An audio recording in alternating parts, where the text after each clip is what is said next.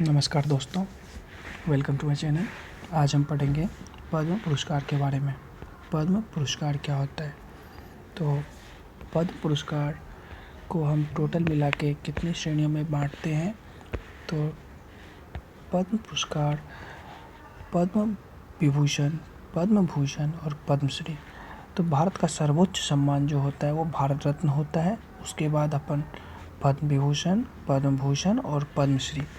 जहाँ तक कि हम देख पा रहे हैं कि पद्म विभूषण, पद्म भूषण और पद्मश्री में विभूषण में 4 अक्षर होते हैं, तो ये इसमें बड़ा हुआ।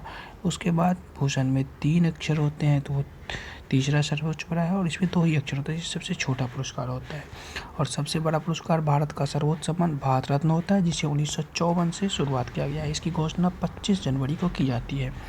अगर 2026 की बात करें तो भारत रत्न अभी तक किसी को दिया नहीं गया है। विभूषण में 5 विभूषण दिए गए हैं, 13 भूषण दिए गए हैं और पद्मश्री का 113 दिया गया है। इस तरह से हम चाहे तो एक कोड बना के इसको याद कर सकते हैं। 5, 13, 113। क्या कोड बनाएंगे? 5, 13, 113। 5, 13, 113। 5, 13, 113। 10 बार आप बोलेंगे, आपको याद रहेगा। 5, 13, 113। इस टोटल 5, 13, 113 मिला के टोटल 131 लोगों को यह पुरस्कार दिया गया है, जिसमें से अगर अलग अलग करें तो 19 महिलाएं हैं, 6 फॉरेनर हैं और 16 मरणोपरांत पोस्टमसली दिया गया है। इसमें एक डुओ केस भी है, जिसके बारे में आपको बताएंगे कि एक पुरस्कार है 2 महिलाओं को दी गई है। इसके बारे में हम आपको आगे बताएंगे। अब बात करते हैं इस साल दिए गए पद्म पुरस्कार के बारे में। तो भारत का सर्वोच्च सम्मान भारत रत्न है, उसके नीचे आता है पद्म अवार्ड। अब भारत रत्न या फिर पद्म अवार्ड किसके द्वारा दिया जाता है? तो होम मिनिस्ट्री के द्वारा दिया जाता है। किसके द्वारा, कौन देते हैं? तो राष्ट्रपति देते हैं। कब? तो 25 जनवरी को दिया जाता है। यह 1954 से शुरुआत हुई है। क्षेत्र इसमें क्या क्या है? शिक्षा, साहित्य, कला, स्वास्थ्य, विज्ञान, जन समाज सेवा, उद्योग आदि क्षेत्रों में दिया जाता है। अब इसमें क्या दिया जाता है? तो राशि कोई नहीं दी जाती है, प्रशस्ति पत्र दी जाती है। अब पद्म विभूषण, भूषण और पद्मश्री के बारे में जानते हैं। टोटल पद्म विभूषण जो है 5 लोगों को दिया जाता है, जो कि आपके लिए इम्पोर्टेंट बनेगा। इस वीडियो में हम आपको सिर्फ वही बताएंगे जो कि इम्पोर्टेंट है। आप इनको ज़रूर देख के जाएं। तो एक ट्रिक हम पद्म विभूषण के लिए बनाए हैं, जो आपको फ़ायदा करेगा। हो सकता है आपके लिए एग्ज़ाम में फ़ायदेमंद हो। पहला, अगर हम एक लाइन बोले, धर्मराजम, धर्म के राजा जो होते हैं वो नंद के नारायण हैं। धर्म के राजा कौन है? नंद के नारायण। तो धर्मराजम, नंद के नारायण। धर्मराजम कौन है? तो नंद के नारायण। तो 5-7 बार बोले, धर्मराजम, नंद के नारायण। धर्मराजम, नंद के नारायण। अब धर्म से धर्मेंद्र नीचे लिखा हुआ है, अगर आप अच्छे से देख पाएंगे तो यहाँ पे अच्छे से आपको दिखेगा। यहाँ देखिए, ये जो है आपको धर्म से धर्मेंद्र, राजम से एन राजम, नंद से अच्युतानंद, के से केटी थॉमस और नारायण से पी नारायण। धर्म, राजम, नंद के नारायण। धर्म और राजम मतलब धर्मेंद्र और राजम को कला के क्षेत्र में दिया गया। धर्मेंद्र जानते हैं आप, एक एक्टर हैं। नंद के नारायण, अच्युतानंदन और केटी थॉमस, इसको किस क्षेत्र में दिया गया है? तो इनको ये समाज सुधारक थे, समाज कल्याण के लिए दिया गया है। और नारायणन के लिए जानते हैं आप, इसको शिक्षा के क्षेत्र में दिया गया है इनको। अब धर्मेंद्र को हम किस नाम से जानते हैं? तो हीमैन के नाम जानते हैं। जस्टिस केटी थॉमस, ये राजीव गांधी केस से जुड़े हुए थे, इनको भी दिया गया है। पी एन राजम, ये सिंगिंग वायलिन जो है इनकी जननी है। और P Narayan Kerala education system के सुधारक हैं। एक और है बी.एस. अच्युतानंद। बी.एस. अच्युतानंद कौन है? केरल के 12वें सीएम हैं। इनको भी पद्म विभूषण सम्मान दिया गया है। इस बार यहाँ जो है बिहार बीपीएससी के छात्रों के लिए या बिहार से रिलेटेड जो भी स्टूडेंट हैं उनके लिए एक इम्पॉर्टेंट बात है कि पद्म विभूषण किसी भी बिहारी को नहीं दिया गया है इस बार। आगे आते हैं पद्म भूषण के बारे में, जो कि 13 लोगों को दिया गया है। इसमें से सारे नाम मैंने लिख दिया है, लेकिन इम्पोर्टेंट मैं बता रहा हूँ, वो मोस्ट इम्पॉर्टेंट है। इम्पॉर्टेंट तो सभी हैं, लेकिन वो ज़्यादा इम्पॉर्टेंट है। पहला नाम है अलका याग्निक जी का। दूसरा पी.एस.के. भगत सिंह कोश्यारी। तीसरा के पलानी स्वामी। चौथा मम्मूटी एक मलयालम एक्टर हैं। उसके बाद डॉक्टर दत्तात्रेय नोरी, ये कैंसर के लिए फेमस थे। पीयूष पांडे जानते हैं, ये एडवर्टाइजिंग लेजेंड हैं, ये फेविकॉल आदि के एडवर्टाइजिंग किए हैं। SKM मिलानंदन, मिलानंदन ये समाजसेवी थे। शताब्दी गणेश का नाम याद रखिएगा, संस्कृत और कन्नड़ विद्वान। शिबू सोरेन मोस्ट इंपॉर्टेंट, गुरुजी के नाम से फेमस है, झारखंड के तीसरे मुख्यमंत्री हैं। अगला नाम है उदय कोटक जी का, जो कि कोटक महिंद्रा बैंक जो है उनके CEO एंड MD हैं, फाउंडर एंड CEO थे। उसके बाद VK मल्होत्रा BJP के नेता है, अच्छे से जानते हैं। नटेशन केरला के हैं। और ये विजय अमृतराज, ये इस बार का सबसे इम्पोर्टेंट क्वेश्चन बनेगा। विजय अमृतराज टेनिस प्लेयर है, इनको पद्म भूषण दिया गया, एकमात्र स्पोर्ट्स पर्सन जिसको कि पद्म भूषण अवार्ड मिला है। तो अगर हम इम्पोर्टेंट की बात करें तो मैं इम्पोर्टेंट बता देता हूँ। एक ये अलका याग्निक, भगत सिंह कोश्यारी, मम्मूटी, पीयूष पांडे, इधर आ जाइए शिबू सोरेन, उदय कोटक और ये विजय अमृतराज, इनका नाम आप ज़रूर से ज़रूर याद रखें। अब आगे बात करते हैं पद्मश्री की।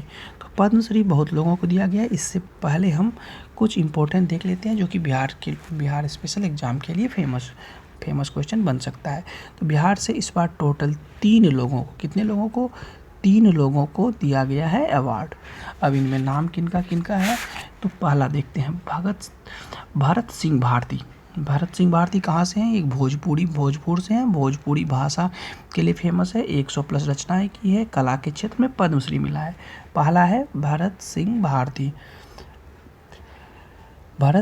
भारती। दूसरा विश्व बंधु, ये कला के क्षेत्र में मिला है, पटना से संबंधित है। मरणोपरांत मिला है। डोमकच नृत्य को मुख्य धारा में लाने में इनकी महत्वपूर्ण भूमिका रही है। कौन सा नृत्य? डोमकच नृत्य को मुख्य धारा में लाए हैं इन्होंने।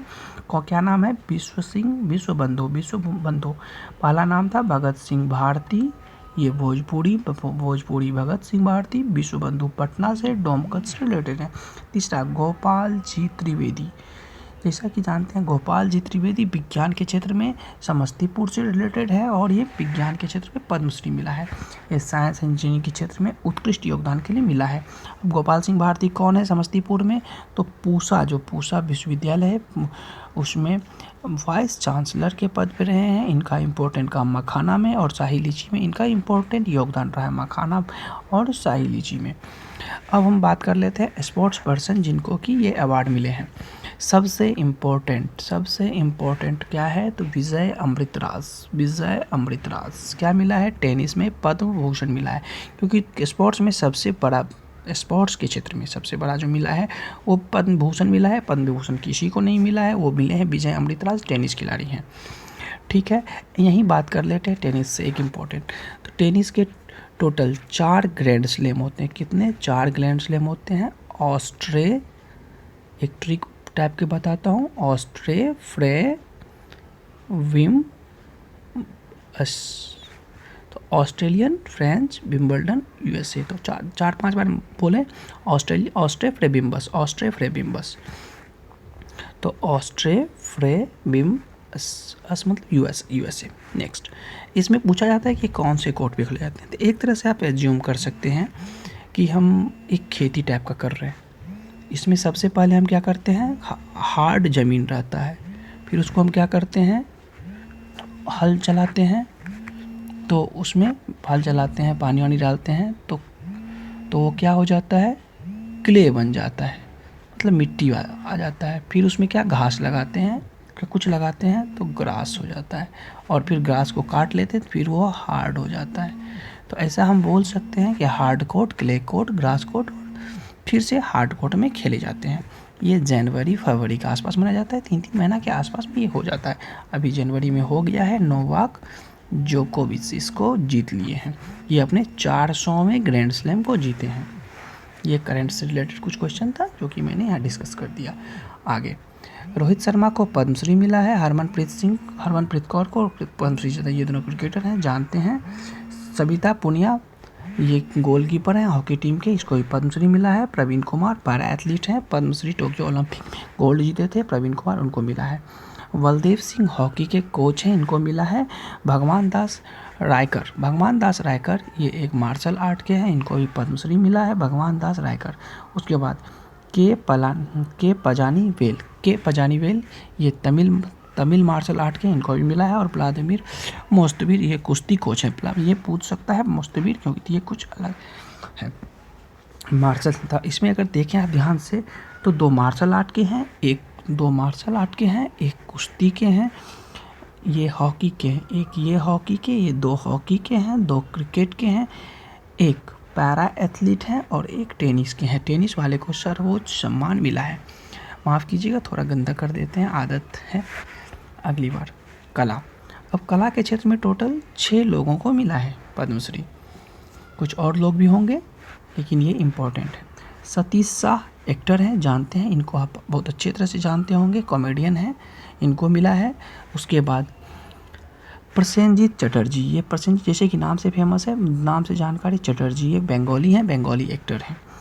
रजनी और गायत्री, याद कीजिए मैंने एक डुओ केस बताया था संगीत, यहाँ पे मैंने एक डुओ केस के बारे में बताया था कि एक डुओ है, डुओ केस में एक है, इसमें नाम है क्या, रजनी एंड TRI गायत्री।